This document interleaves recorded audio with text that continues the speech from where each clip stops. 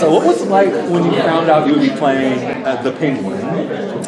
Well, I don't know, they just called me up and asked me to do it. So I was like, this is, wow, okay, well, we're already into this great gender-bending moment, which should never be a big deal when it's organic. And when, I mean, like I said this in the panel, the essence of the Penguin is the essence of the Penguin. It's outside of like male, female, non-binary. It is the essence of the Penguin. So it's like you either want to jump on board with that and have the best time and create this really dastardly character, which I've got to say, arguably, the fact that they made her a mother is utterly terrifying because she's a psychopath.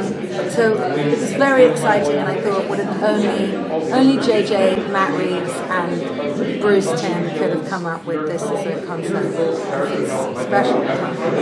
So many people played this role much before, defining that voice's characteristics. There's sometimes a squawk, sometimes a walk.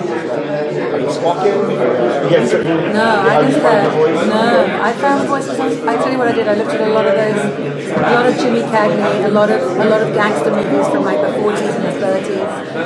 And then my mother-in-law is actually from the Upper East Side of New York, and she has this very clipped, beautiful way of speaking. So I was thinking about that really formal American vintage way of speaking, and then made it bigger.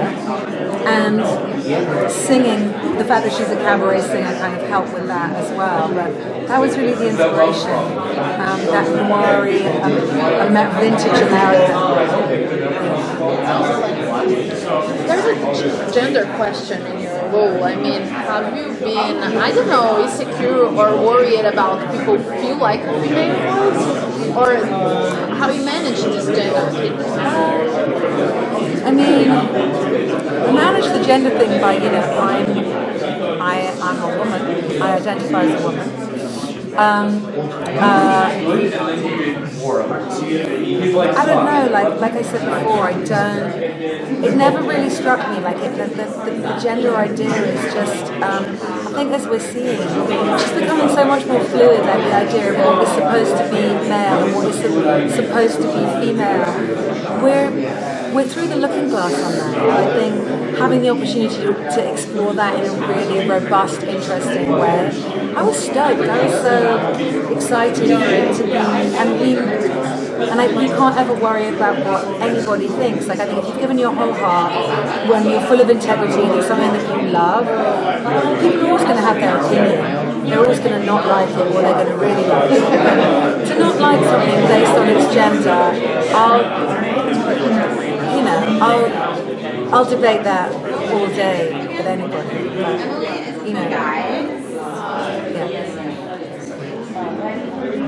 So what was it like behind the booth? Day one, you're in there filming and recording. What was it like? I mean, look, it's quite, I like a high degree of difficulty. I've been doing this for 30 years. I don't like things that are easy, it's boring. I like things that are challenging and interesting and working with really exceptionally talented people. So you're always really, I was nervous the night before and the day of. But you go in there with all of your ideas and then you've always got to be willing to be told that, yeah, that's not working, let's try something else. To never take it personally, to keep working on it. And again, these were super creative people that I felt lucky to have been invited into that space, and I felt they were lucky to have me too. Because you want people who are enthusiastic and available and wanting to try lots of different things. It was exciting and a bit scary. What do you find the most challenging thing about voice acting compared to live action? Well, it's interesting when you don't have to match a voice flat. So for example, Princess Mononoke was extraordinarily challenging and beautiful because not only was the voice flat, it was in a different language. So we were also observing that there really couldn't be any movement away from the script as was. In Tarzan, they animated there was a huge amount of improv. Like the entire scene where she's describing flying through the jungle with Tarzan they animated it to my voice. So it's always it's always a bit different.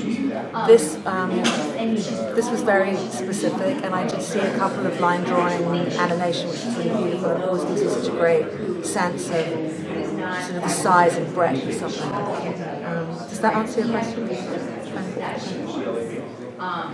So we are living nowadays like an epidemic of lack of attention. I mean, it's so difficult to keep with the series, with the animated series, and watching without the cell phone. And as you know very well the story, I would like to ask you, what do you believe, which aspects of this new series can catch the audience? What do you think they will focus them on the screen of the stream?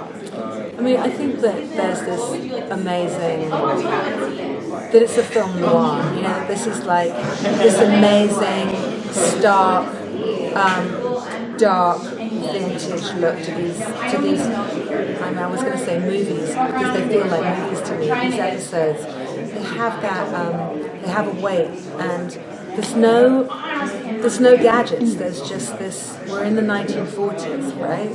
So it's a different vibe. It's a lot more to do with like the characters and the way that it's drawn, and like the fight scenes are very sort of different, and I think a bit more inspired because they're not relying on gadgets. From what you've seen of the series, is there a particular scene that you're particularly happy with, or you were surprised by?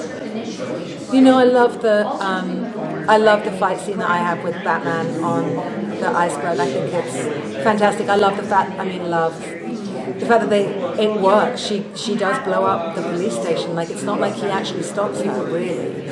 I mean, everyone on her team is dead, but like that's the sacrifice. And it's pretty great right off the bat. You're like, but they're willing to like kill everyone and destroy. All right, there's some great villains coming. I mean, Clayface, it's pretty fantastic. I was very glad to be first episode, because then I feel like, okay, I've done my thing, and now all the others it was great. It's amazing. Well, she pretty much, like, from the very beginning when she kills her son, I think right out the gate, you're like, well, she's ruthless. The Penguin, no Penguin, right. None of them, and I love them all, but no one has done anything as terrible as that.